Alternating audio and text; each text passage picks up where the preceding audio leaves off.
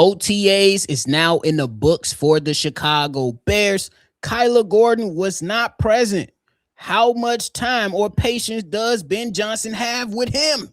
And then Courtney Cronin reported that Caleb Williams has definitely taken a step forward with his leadership style.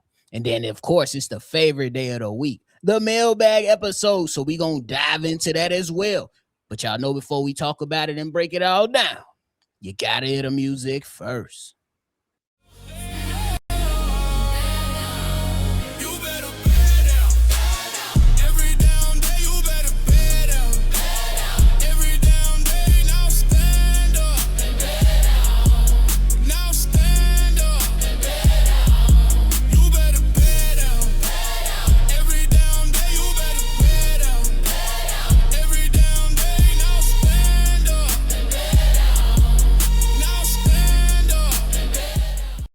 What's going on, ladies and gentlemen? Welcome back into another episode of Chicago Bears Central, your number one spot for everything Chicago Bears. We're on our road to 30K, so don't freeload. Two-step process. Hit that like button, subscribe to the channels to support the guys.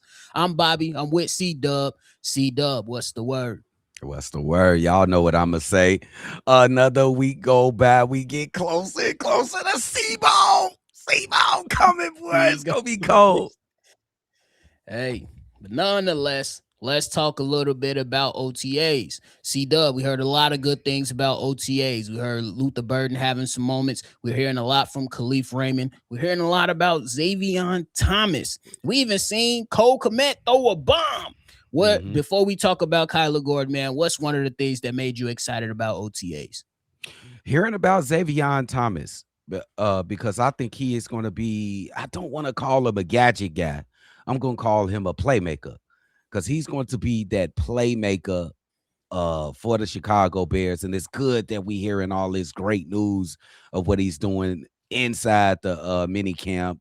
And he's getting glowing compliments from Caleb, from Ben Johnson, from lots of people who sitting there watching them. And those guys know the game of football. They get paid to watch it, and they are seeing the same thing that I am seeing, supposedly. So it's kind of validating what's I think Xavon Thomas will be for the Chicago Bears this season.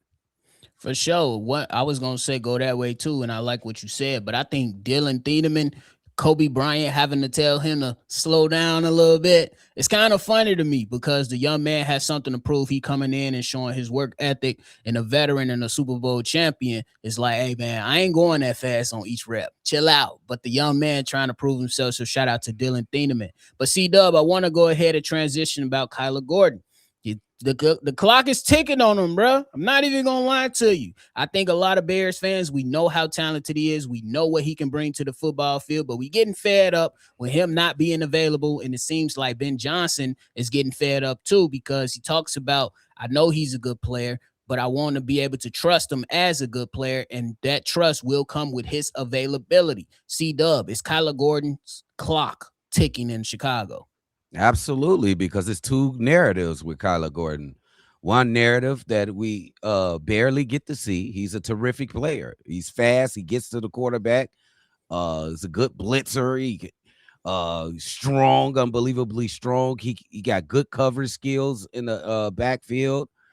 Good hands. He will intercept it if he have a chance. But on the other side of the narrative, he's not available. He's not fucking available, and the best ability is availability. I know it's super cliche, but it is a fucking fact. And how can you give impact or show your value if you're not on the fucking field? So it's getting to that point, bro. We might have to make a decision about Kyler Gordon, bro. Seriously. Yeah, I think that is getting very, very frustrated, because this defense needs a player like Kyler Gordon on the actual football field, especially with the way that Dennis Allen wants to go out there and deploy a number of cornerbacks. And I would be, I'm going to see, it's OTAs. You still got training camp, but I ain't no fool, C-Dub. Fool me once, shame on me. I ain't no fool now. So training camp, I got to see him out there, bro. I Yeah. gotta see him out there. He has to be available for this team. It's getting up to this level to where we're like, bro, we can't count on you. And Ben Johnson already has, you know what I'm saying? Can't Zay Frazier? Ben Johnson was like, yeah, we ain't doing this. You still not ready? You're gone. Now they have a more financial commitment to Kyler Gordon, so it may be a little bit more difficult. But I will believe that if this continues, Ben Johnson gonna get his ass out of here. That's just my thought, my theory on that whole situation. Like we got to get bang for our buck, bro. You know what I'm saying? When we gonna get in return on our investment? When are That's we a gonna fact. get it? Like that's fair as fair, Kyler. Like take care of yourself, for we can take care of you, big dog. Simple as that. For sure. Now, the last part of this, C Dub, Caleb Williams and his leadership. Courtney Cronin reported on ESPN that Khalif Raymond, like, there was a moment during OTAs to where Caleb Williams, wasn't really that vocal at some point during a period, not the entire OTAs, but during a period of, I believe it was 7-on-7s. And she said that Khalif Raymond looked to Caleb Williams and told him, like, bro, everybody's counting on you. So Courtney Cronin implied that Caleb Williams took that to heart and was like really, really down on that after practice, but came in and understood the task at hand and how his leadership style needs to improve. C Dub, do you see big improvements in the form of leadership for Caleb Williams coming to the Chicago Bulls? This is a great story right here. This is a great lesson to be learned from Caleb Williams. Uh, if he didn't know, I'm glad that Raymond let him know. Like we all are dependent on you, Caleb. You are the undisputed leader of this team, and I think in his third year, I think it should be that way as well. Of course, we got some veteran leadership, all sprinkled. I'm gonna just say sprinkled all throughout the Chicago Bears, but Caleb Williams, regardless of veteranship, should be the undisputed leader. And I'm going to thank you and appreciate a guy like Raymond from letting them know, at least reminding him. He should already know this. I really ain't like giving him no props about it, nephew. He should already know this, but it's okay that he figuring it out. Yeah, I think it's gonna be a clear thing that we're gonna have to continuously see. And the Chicago Bears ain't going nowhere if two things don't happen. Caleb Williams, you got to lead, and Caleb Williams, you have to play well. The Bears ain't going nowhere if you don't play well. We don't have a 2018 defense. We don't have a 06 defense. So if you're trash, this team is going to be trash. So you have to play well and lead well to get the guys to be better, bro. So I think that I respect a veteran like Khalif Raymond, and pretty much coming up and letting them know, like, hey, everybody's looking to you. But there was some good moments to where there's a lot of likes and shares going around for the video for the bomb that he threw to Luther Burden. Apparently on that play, Luther thought it was a touchdown, but it wasn't a touchdown. It was ruled down at the 5, and Caleb Williams pretty much told everybody to get their ass down there. And you know what I'm saying? And that's, to me, that was a sign of leadership and awareness for the at least one play. But it definitely has to be consistent. As Ben Johnson talked about early on when he first entered, your body language has to be good too. So let's continue to work. I just wanted to ask you a question. Do you think that playing great and being a great leader, is that together or those separate entities in themselves? I think it's a little separate, bro. Because you could be a great leader, and because you know what I'm saying, you could be a great leader and play like ass, bro. That's an oxymoron, nephew. I don't know. Ain't it crazy? I'm just saying. I don't know about that. I'm just saying, bro. I'm just saying. Here's the example. CJ Stroud. I would believe he has some leadership qualities, but he was ass. His team still won games last year. He had a lot of bad games last year, bro. But his team was well rounded. But obviously, when his leadership didn't come out in the playoffs and he was down on himself, they lost. They cost themselves a chance to go to the Super Bowl, in my opinion. Okay, I'm just saying that the quarterback position in itself comes in a box with leadership qualities. You need to be a leader. It comes in the box. Once you get that job of being a quarterback, you're automatically a leader because you get the plays, you call the plays, you put people in position. So you already got uh stylings of being a leader. So it's some extra things that to add on to the leadership that accentuates it. I think that's what we're talking about up here because it's already leadership qualities when you become a quarterback Yeah. or a middle linebacker. Am I right about that or no? Another fair point. Yep. Okay. You got to be able to command and know what guy's going to be. You got to correct. You got to make corrections. They really harped on catching the ball this OTAs. They really harped on placement on where you're supposed to be in formations. That's all been reported. So it comes down to the guy. That's why the quarterback is the highest paid player on the team, typically. Yeah. Yep. So, hey, we're going to see what happens with it, though. I'm confident that we're going to get it done. And we confident that we're going to make something shake this upcoming season, man. It should be a lot of fun calling these games with the best caller around. You know what I'm saying? You know what I'm saying? But hey, let us know your thoughts and everything down below. That little ass football, boy. Gonna put that little ass football in the screen. Man, what? But hey, man, it's time for the best part of this episode, man. Let's go ahead and get this thing started with the mailbag. C-Dub, this first one is from CB. CB. What up, gentlemen? How y'all feeling? This be your boy CB. Skip that first message. I apologize, but I just wanted to reiterate. I wanted to ask you about the two defensive tackles that we have, named Jordan Levin and the Van Deen guy. What y'all think of them? Because I've been hearing some good things, or not hearing, but reading some good things about them and about that Levin kid possibly making the team.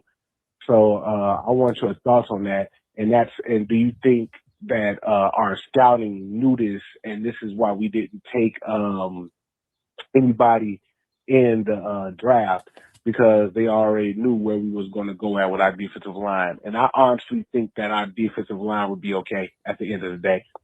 I also wanted to ask you about what would be your takeaways going into training camp? That was the question I wanted to ask. What are y'all expecting? Like, where y'all expecting the team to be at going to training camp? What are you expecting? And what will be some takeaways that you would like to see, where if it was a successful training camp or a bad training camp? You know what I'm saying? Because my thing is that the only thing that can make a training camp bad to me is if there's a plethora of injuries. I don't think the Bears could do anything worse, because I think they're a pretty well formulated team under Ben Johnson. So the only thing that I think could end up being a bad training camp, in my opinion, is if there's injuries. But forgive my first message. I didn't have all my thoughts together. Please forgive me, brothers. But shout out to Hayes, Steve-O, C-Dub, and Bobby. You know what I'm saying? I appreciate y'all guys. Y'all have a good day. Peace. Shout out to my man CB. All is forgiven for the first one, because I was like, what you doing, my brother? But you cleaned it up perfectly fine on this one for the voices to hear. Shout out to you, brother. Thanks for calling in. C-Dub, what you got? Y'all, at this point, I think everybody knows my feeling about the defense. I'm at this point where I want to sit back. I don't want to be overly critical. I just very doubtful. I just want to sit back and see what they can bring to the table. Now, when it comes to the training camp question at the latter half, I think that is a great question. And this is my answer. At the end of the training camp, if I think that if we have these two things, I think it is not good. Injuries is obvious, because that can devastate a season. It's going to happen to every NFL team. It's just about when. So if you have them in training camp, I guess that can be a bad thing for you. And my other reason is questions.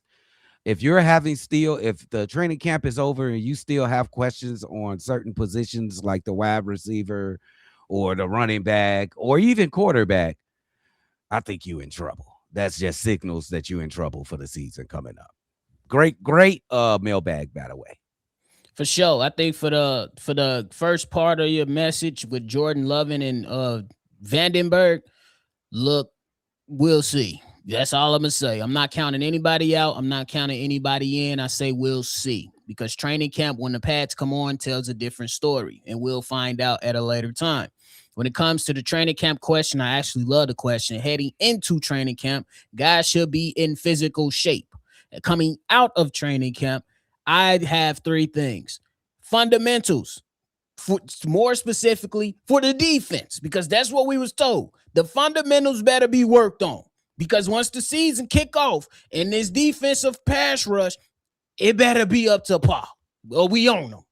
We own them like fried rice. We own them.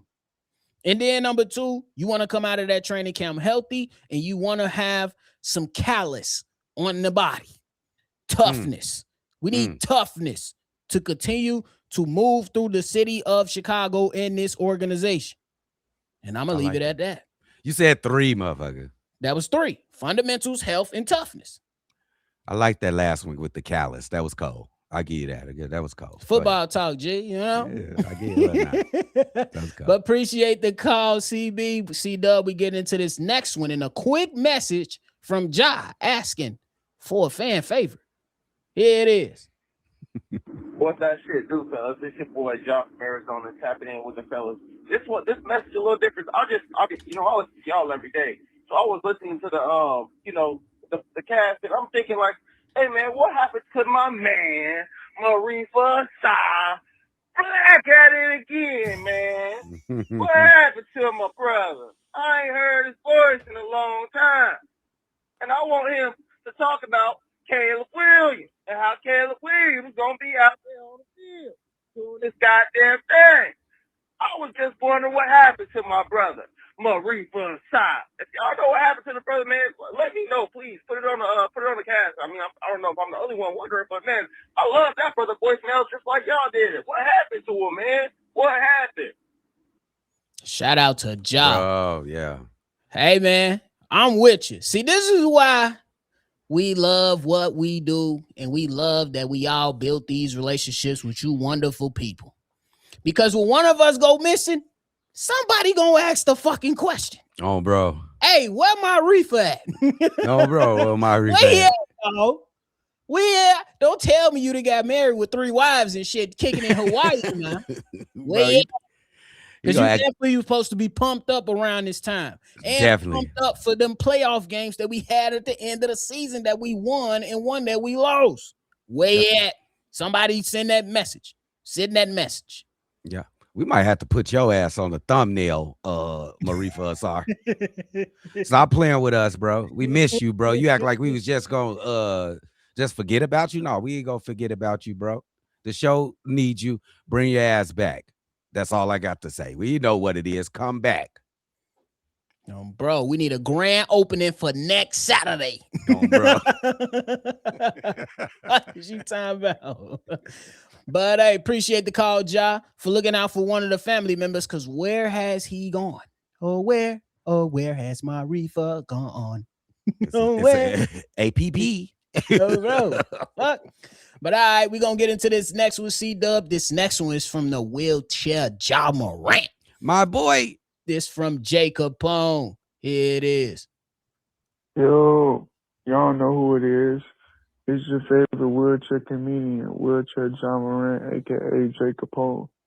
Anyway, man, I just want to call, man, and say that, man, Xavon Thomas will be our X factor on offense because that man runs a 4.28. He has running back skills, natural with it. You can have him out in the slot. You can have him in motion. Ben Johnson can put him in motion back and forth to confuse the defense. Man, that man is elite. He is related to Sweetness, so you know that man has that gift. But man, I think, man, I think he's gonna be our Tariq Cohen, but a whole lot better, a whole lot versatile than what Tariq Cohen was. But man, I just want to talk about Xavier Thomas because he's one of my favorite draft picks because man, I can sense the dog in him, and the man has natural hands. He doesn't catch with his body. He's a he's a sneaky good route runner, and man, like just think about it. Our trio of running backs would be DeAndre Swift, Kyle Monanga, and then you'll package in Xavier Thomas in some spaces, and that man knows how to tote that rock. But yeah, man, all I gotta say is, man, Caleb, let's shock the world. You feel me? Let's make these cheese heads, cheese curds mad because they're still crying. And let's take the North. We already took the North. Now let's never give it back. In polls we trust. I'm out. CBC, shot up, bear down. I'll holler. All right. My boy. Shout out to my guy Jacob Pone. C-Dub, what you got? Shout out to Jacob Pone. Yes, I am excited about Xavier Thomas as well. I already spoke about him being a playmaker. Now I'm gonna focus on what Ben Johnson could be thinking right now. How he can have him and both running backs on the field. How he can have one of the two main running backs him on the field. Two tight ends and some more shit. It's just so many different ways that Ben Johnson can use this guy to attack the defense. It's really early. Let's hope that we can go through training camp and have the same type of feeling for Xavier Thomas. It's super early, but it's looking like he's going to be that wild card for the Chicago Bears going into the next season, dude. I agree with that. I think that he definitely could be an X factor for the Chicago Bears, like Jacob Pone pointed out. I like the Tariq Cohen comparison. It's a great comparison. I seen some people was like, he's the next Tyreek Hill. I'm like, chill, bro. Nah, chill out. Tariq Cohen is more, level-headed in my opinion. Now, we have heard good things about all the pass catchers saying that they've been catching with their hands. I just want to remind everybody, it's hot outside. What happens when it gets cold outside? That's what I'm saying. That's all I want to know. It's not saying that they can't do it. It's just I have a question. What happens when that Lake Michigan wind starts smacking you across your ass? Will you still have those same hands in that cold weather? We shall see. But I'm not counting the young man out, and I'm with C-Dub. I hope we can continue these conversations during training camp. But hey, C-Dub, appreciate the call, Jacob on. C-Dub, it's time to get into the last call of the day. This last one is from the Dark Knight. Milton, here it is. Batman. Yo, Chicago Bears Central. Them Cognac boys. What it do is the man, as always, the Dark Knight, Milton the Dark Knight from Virginia Beach, calling on this beautiful and blistery hot Friday evening. With that being said, gentlemen, as always, let's go ahead and get right into it. The OTAs look good, look pretty good and everything. Everybody's showing up. Of course, this is without the pads and everything, which is to be expected. And I did see that there were a few injuries that were sustained on the team. I think it was mostly on the defense. I'm not too pressing or worried about it, though. I'm just ready for the training camp to get started. And as my Uncle C-Dub says there on Chicago Bears Central, that closer and closer to C-Ball. I'm just waiting for C-Ball. And again, congratulations to Caleb making the Madden 2027 video game cover. I saw the reveal commercial with Vince Vaughn and a couple of cameos that was in there. That was pretty funny. But anyway, other than that, I hope y'all having a good week, a good start to your weekend. And before I close out this call, man, this studio fiasco, man, it's just crazy as hell. This stadium fiasco for Chicago Bears is like two women fighting over you. Chicago Bears is that dude. He's leveling up and everything. And Illinois is like the ex-wife that treated you like shit. And Indiana's the hot new girl, but she got some secrets that she ain't tell you, though. And then come to find out, after the reports I heard coming out of Indiana, it's a good thing Chicago didn't sign off on it because the area, the Lost Marsh, I think it was a golf course or something like that down there. Come to find out, the U.S. Army Corps of Engineers went down there and assessed the area, and they can only use half of the acreage that's down there because it's protected by the U.S. federal government. So Chicago dodged a bullet because I just don't know what to say about this whole situation. But all I can say is, watch what I tell you. Mark my words. When the season gets underway, especially once training camp is over and then preseason starts up, then regular season starts up, and the Bears want to bring or talk about the stadium, what the deal is with Arlington Heights and everything. Watch the politicians there in Illinois start kicking that damn can down the road. Because now they're talking about they want to hold out all the way to damn November. Why can't you just go ahead and have the damn summer session now? Go ahead and get it over with. But, these politicians, man, they lie like a two-bit whore. Man, they lie like a bearskin rug. I'm just done with this shit, man. I'm not trying to raise my blood pressure thinking about it. I'm just waiting for Xavon to come and the Chicago Bears to show up again as they did last year. As always, gentlemen, enjoy your weekend. And as always, Chicago up, bear down. I'll holler at you the next one. Holla! Shout out to Milton, bro. You funny as hell, bro. Funny this as morning I played your voicemail, and the way that you say "see-ball" is hilarious, bro. I cried for like 20 minutes, no lie. But I'm gonna say this: I just want everybody to go back. See, this is why I'm over the stadium talk. Just real quick, and I'm gonna just make it as quick as possible. Number one, you release a statement, and in that statement, you say, moving to Hammond, Indiana with a site to be chosen. I thought you already had the site. And then now you got people coming on the score, 104 something, the score, saying that the Bears haven't even applied to permits. And then just yesterday, there's a video circling around on X. I don't know if it's real. I don't know if it's, but however, there's a nice lady asking Kevin Warren if they're going to Indiana, and he's refusing to answer the question. I'm over the stadium talk. I'm going to go ahead and keep a cool booty. I'm going to calm down so I won't get my blood pressure high because I'm sick of their ass. All of them. All parties involved. And I'm going to just get ready to watch C-ball. Oh, bro. I'm definitely in the same position that you in, nephew. I'm sick of this. It's disgusting to me. It's like watching a corporate episode of Jerry Springer. Like it's just going back and forth. This nigga in Indiana, he's supposed to be in Arlington. He's supposed to be in Chicago. It's just so ridiculous. Get a conclusion to this thing, and then I'll have a comment. I'm just sick of this stadium shit. I'm sick of it. Hey, speaking of Jerry Springer real quick, I seen a clip. Old girl told dude, she was like, do a 360 for me. And then she was like, ladies and gentlemen, that's a definition of a redneck. I was like, Jerry Springer used to be wild as hell, bro. Rest in peace to Jerry Springer, bringing the people joy and letting people squabble without pulling out extra weapons. All Shout out to Jerry Springer. Dude through that chair with that one. You know how we get in Chicago, bro. You know how we get.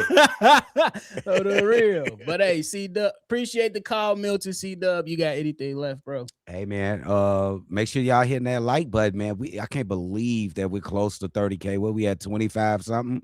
Yeah. Oh, man, we appreciate all of y'all. This is a family. We missing Marifa Asar. He will be back. I know Marifa Asar be back. I hope nothing difficult is happening in his life. Maybe he just taking a break from us or something like that. I hope that's the case. But bring your ass back, because we need that. We need that. Back yet again. That's what we need that. Oh, fuck. Time out.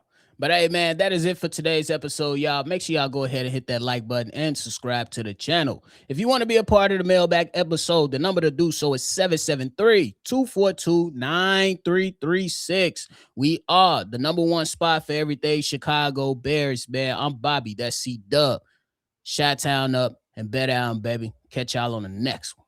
Peace.